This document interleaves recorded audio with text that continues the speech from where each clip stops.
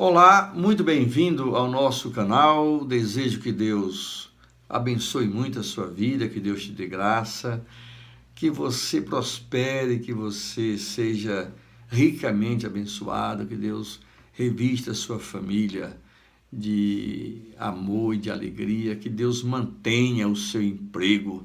Enfim, desejo tudo de bom para você. O meu nome é Humberto, eu sou pastor da Igreja Presbiteriana Rio de Vida, aqui no Distrito Federal. Olhando um pouco para o Sermão do Monte, Jesus diz em Mateus capítulo 5, versículo 17, o seguinte: não penseis que vim revogar a lei ou os profetas. Não vim para revogar, eu vim para cumprir. Sabe, meu amigo, a pessoa de Jesus, Jesus Cristo, é uma pessoa extraordinária. Ele é o unigênito Filho do Pai. Por que unigênito? Porque, naturalmente, ele é o único Filho do Pai, com esse nível de relacionamento, e ele também é unigênito porque não haverá neste mundo ninguém que se compare com ele. Não haverá neste mundo ninguém que tenha as características e as virtudes que haviam no Senhor Jesus.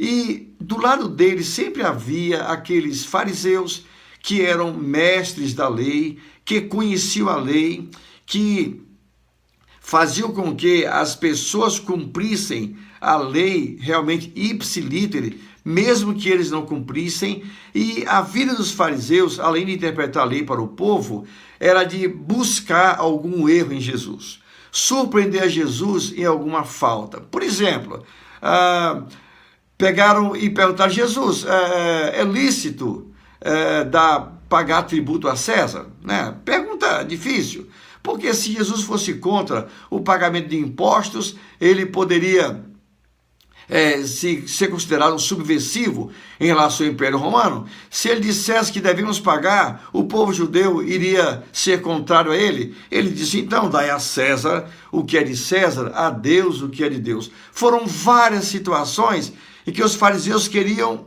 somente uma coisa: surpreender a Jesus em alguma falta, e nunca conseguiram isto.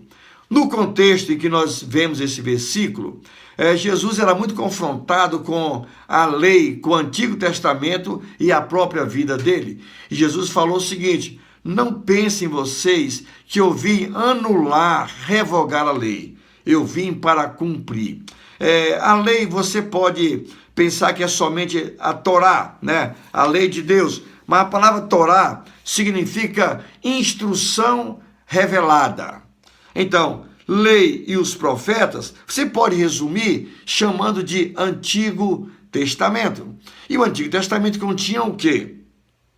Preceitos éticos, conforme os 10 mandamentos, continha também história da criação e continha, além dessas coisas, profecias predictivas que anunciavam o futuro.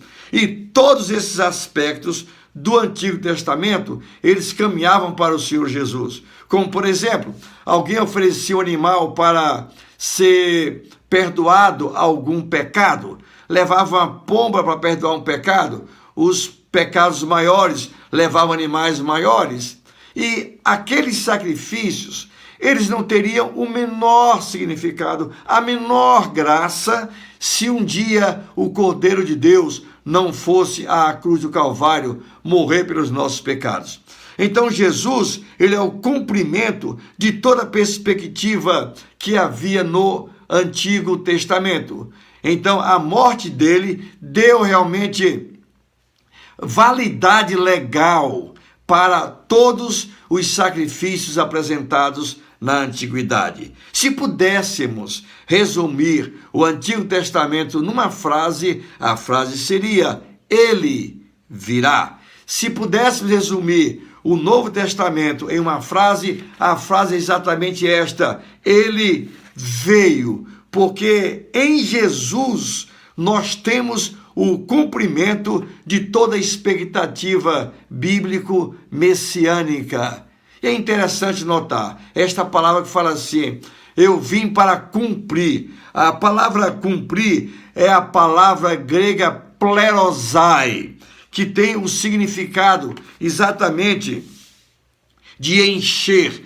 Quer dizer, Jesus, ele é a realização, ele é o resumo, ele é o objetivo de todo o Antigo Testamento. E se você pensar bem, até a própria história humana perde o significado se, hipoteticamente, Jesus se retirasse da história. Mas a história humana, ainda que os homens não acreditem piamente em Jesus, não tenham tido esse encontro pessoal com Jesus, mas toda a história humana, ela só tem sentido, ela só tem norte por causa da vida de Jesus e de tudo aquilo que ele fez e ainda fará aqui por esta humanidade. Jesus é o complemento de todas as coisas. Ora, se Jesus veio preencher a lei e os profetas, podemos também dizer que ele tem o maior interesse de preencher também a sua vida. A sua vida precisa de significado, ela precisa de complemento, e este grande complemento é o Senhor Jesus. Confesse a Ele os seus pecados, receba o seu perdão e tenha uma vida plena, uma vida que vale a pena realmente ser vivida. Eu vim para que tenham vida e vida em abundância, disse Jesus. Ele quer fazer isso com você. Que Deus te abençoe, que Deus te guarde. Amém.